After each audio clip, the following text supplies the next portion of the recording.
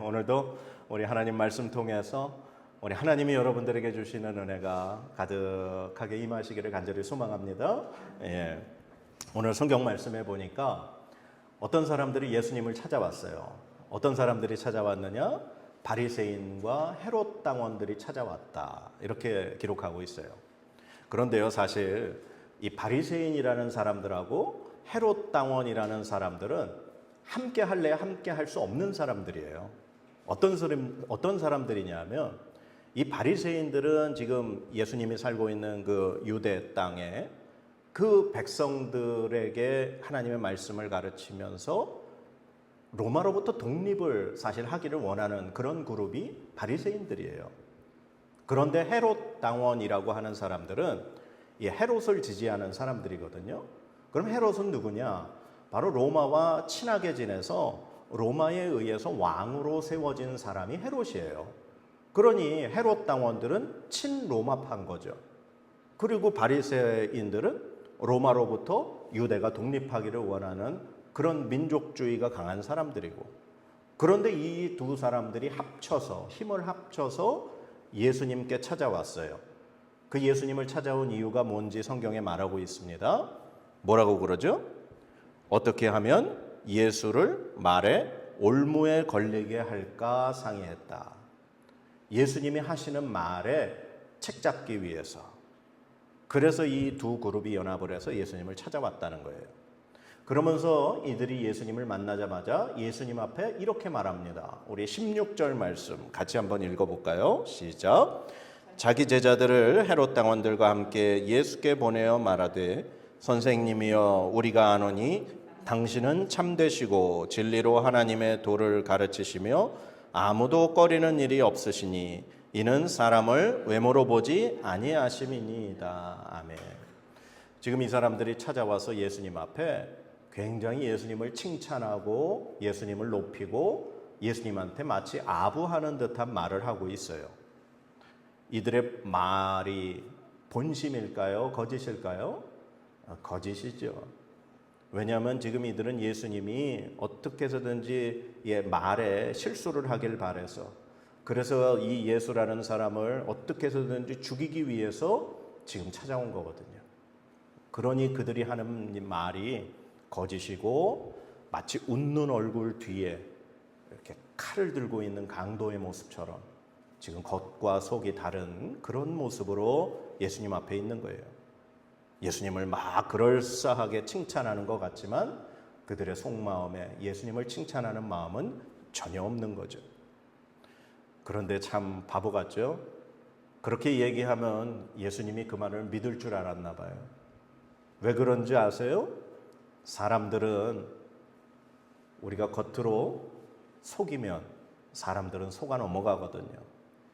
우리가 웃음으로 대하고 거짓으로 대하면 사람들은 그걸 그대로 진짜로 믿거든요.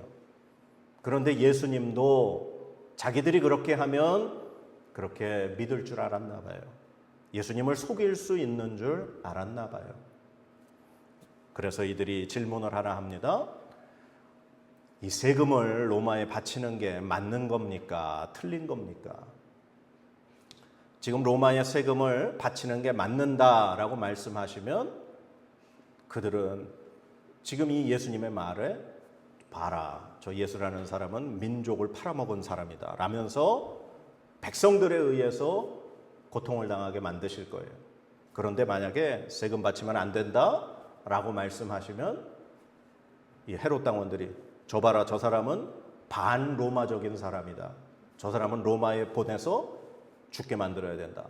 예수님의 말씀에 어떠한 대답을 하시든지 반드시 걸려 넘어지게 지금 그 질문을 한 거예요. 그때 예수님이 그렇게 말씀하셔요. 동전 하나 가져와 봐라. 예수님 당시에 로마가 이 지중해 유럽 전 인근을 지역을 다 점령하고 다스리면서 그때 당시에 사용되던 이 화폐에는 당시 로마 황제의 얼굴과 이름이 새겨져 있었어요. 그래서 그들이 예수님에게 데나리온 하나를, 은전이에요, 데나리온 하나를 드리니까 묻습니다. 이 동전에 새겨진 얼굴과 이 글이 누구의 것이냐? 그랬더니 그들이 대답하죠. 가이사의 겁니다. 가이사는 황제를 의미하는 거예요. 황제 겁니다. 그랬더니 예수님이 그들에게 이렇게 말씀하시죠. 가이사의 것은 가이사에게, 하나님의 것은 하나님에게 바쳐야 한다. 그들이 예수님의 말에 책 잡으려고 하는 것을 예수님이 아주 멋지게 그들에게 넘어가시죠. 자, 이번에 두 번째 사람들이 또 예수님 찾아왔어요. 우리 23절에 보니까, 자, 같이 한번 읽어볼까요? 부활이 없다 하는 사두개인들이 그날 예수께 와서 물어 이르되. 아멘. 어떻게 보면 같은 날인 것 같아요. 지금 바리새인과 헤롯 당원들이 예수님 앞에 이 세금 문제로 찾아왔다가 도망가니까 두 번째 사두개인들이 왔습니다. 근데 지금 성경에 보니까 이 사두개인들을 뭐라고 표현하느냐? 부활이 없다 하는. 사두개인들은 부활을 안 믿었다는 거예요. 예수님 당시에 이 유대 사회에 큰 세 개의 그룹이 있었어요. 첫 번째가 바리새파, 두 번째가 사두개파, 세 번째가 에세네파라고 하는 이 파예요. 그런데 이 사두개파는 오늘 성경에도 말씀하셨지만 부활을 안 믿었어요. 그리고 또 안 믿는 게 있습니다. 천사를 안 믿었어요. 영적인 존재들을 믿지 않았어요. 그래서 이 사두개파는 구약 성경, 예수님 당시의 성경이라고 하면 구약 성경밖에 없거든요. 그 구약 성경 중에 다 하나님의 말씀으로 인정하지 않았어요. 이 사두개파는 오직 모세오경, 이렇게 5권의 책만 하나님의 말씀으로 인정했어요. 사두개파는.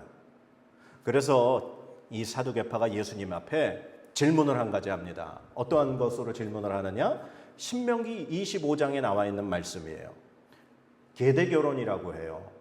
당시 유대의 이 모세오경의 율법 중에 계대결혼이라는 풍습을 하나님 말씀하셨어요. 그게 뭐냐? 오늘 이들이 질문한 것과 똑같은 거예요. 만약에 제가 결혼을 했어요. 그런데 제가 결혼한 아내와의 사이에서 자식을 못 낳았어요. 그런데 당시에는 이 아들, 자식을 낳아서 자신들의 그 혈통을 이어가는 것이 너무나도 중요했습니다. 그런데 자식을 못 낳고 제가 죽은 거예요. 그러면 어떻게 해야 되느냐? 저의 남동생이 반드시 저의 아내와, 그러니까 형수가 되겠죠. 형수와 결혼을 해서 자식을 낳아야 돼요. 그래서 그 낳은 자식은 죽은 그 형의 모든 것을 이어받게 됩니다.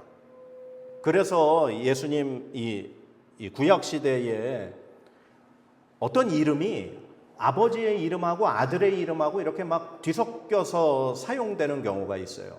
왜 그러냐 하면은 그 형이 먼저 죽고 난 다음에 그 동생이 형수와 결혼해서 아들을 낳으면 그 아들이 형의 이름을 대신 다 가지고서 그렇게 살아갔기 때문에 그렇습니다.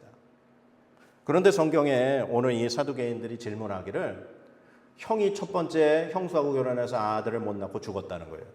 그래서 둘째, 셋째, 넷째 그렇게 해서 7명의 형제가 모두 다 그 형수와 결혼을 했는데 다 자식이 없이 결국에 그 여자까지 죽었다는 거죠.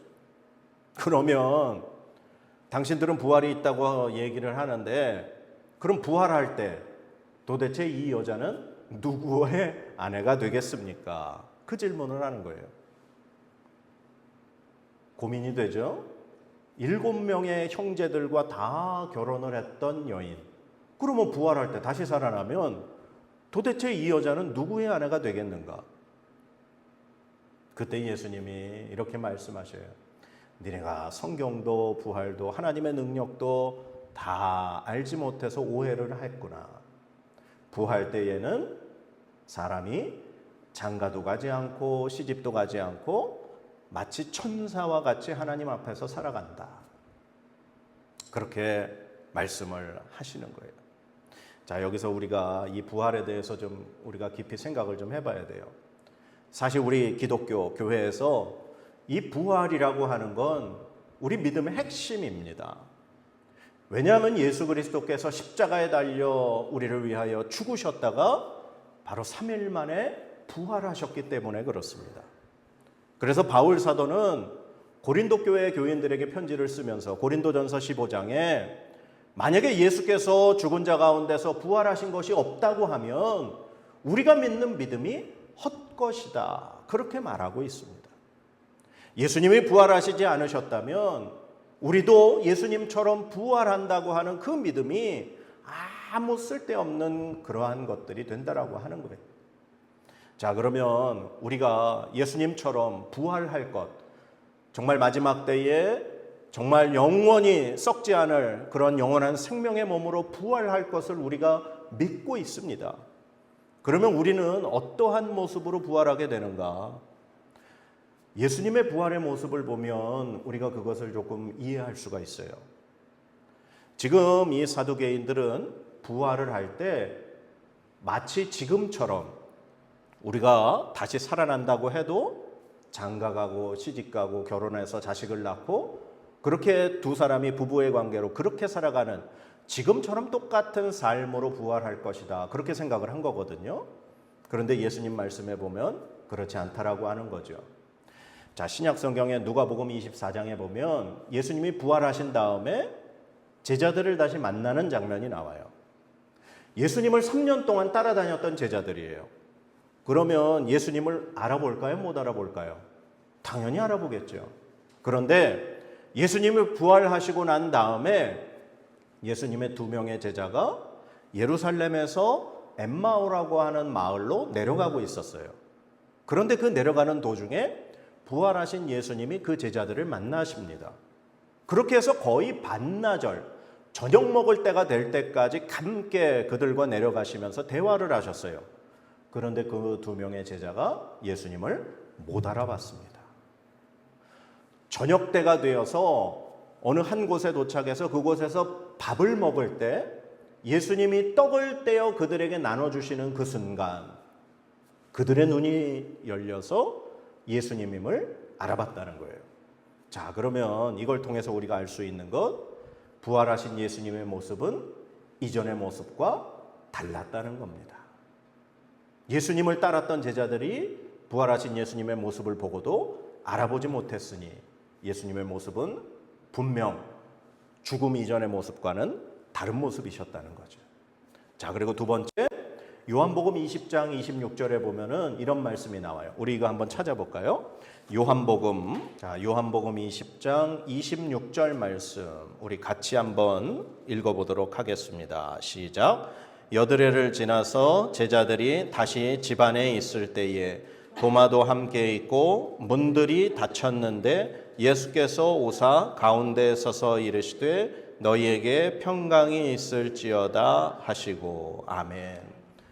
예수님이 부활하신 다음에 제자들에게 나타나셨어요. 그런데 그 자리에 도마가 없었어요.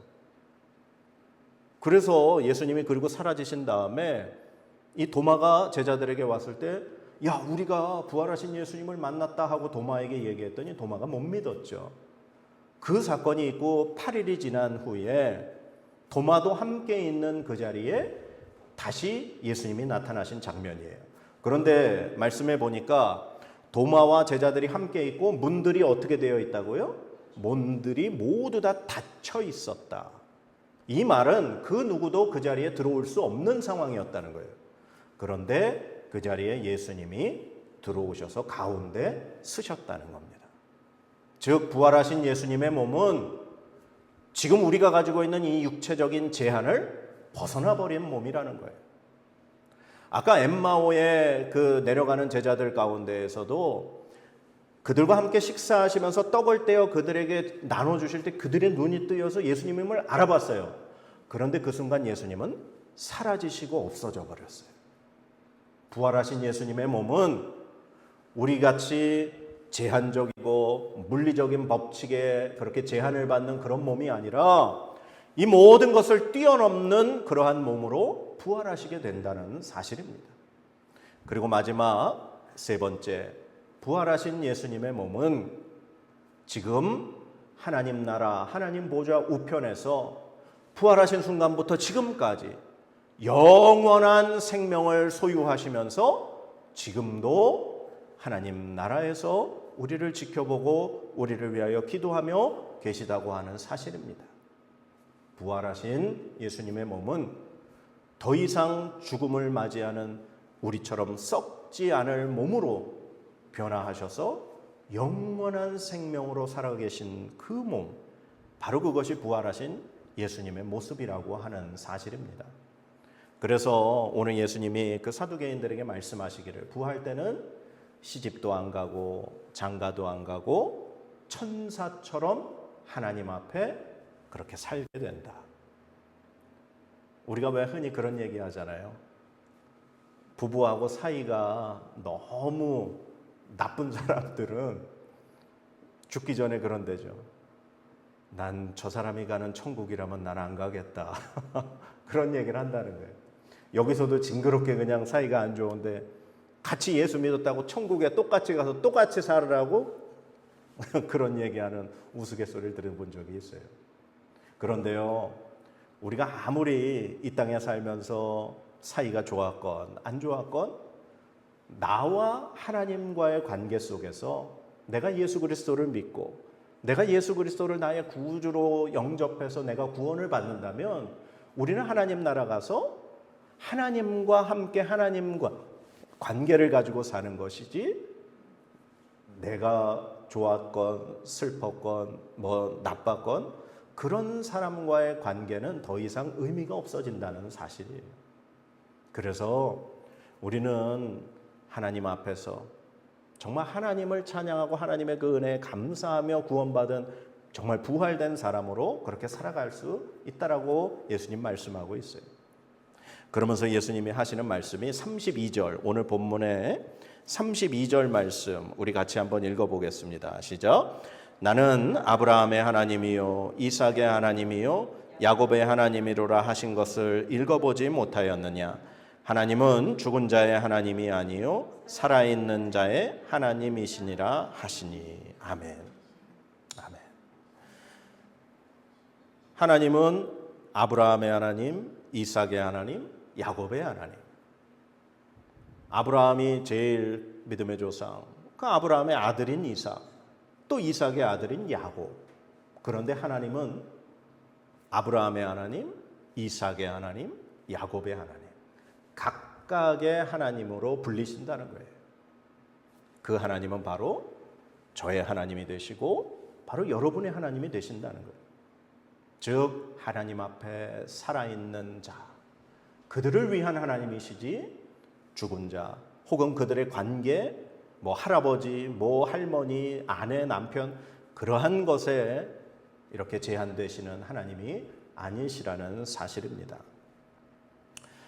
오늘날 우리가 이 땅 살아가면서 너무나 많은 것이 사실 좀 나눠져 있어요.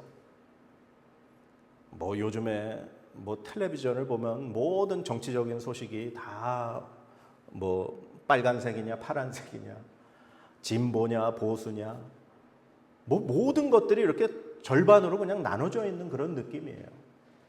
그리고 제가 좀 싫어하는 어떤 분들이 있어요. 어떤 분들을 제가 싫어하냐면 너무 말이 많은 분들. 그런데 그 말을 많이 하면서 자기가 하는 말이 다 맞다고 하시는 분들. 저 그분들을 별로 안 좋아합니다. 근데 그런 분들이 대체로 어떤 분들인지 아세요? 첫 번째가 나이 드신 분들.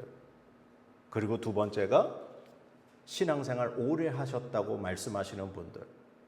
그리고 세 번째가 저 같은 목사들.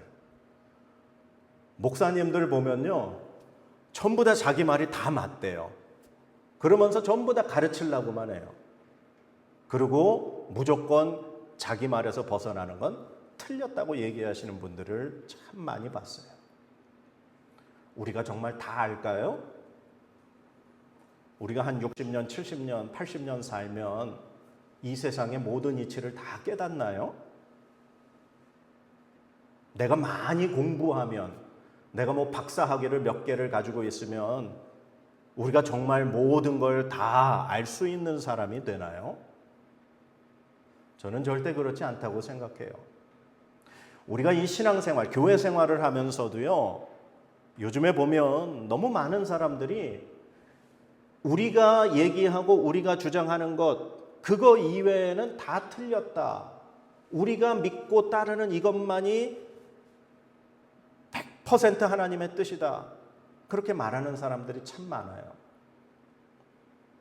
왜 하나님을 절반의 하나님으로 이렇게 우리가 제한을 해버릴까요?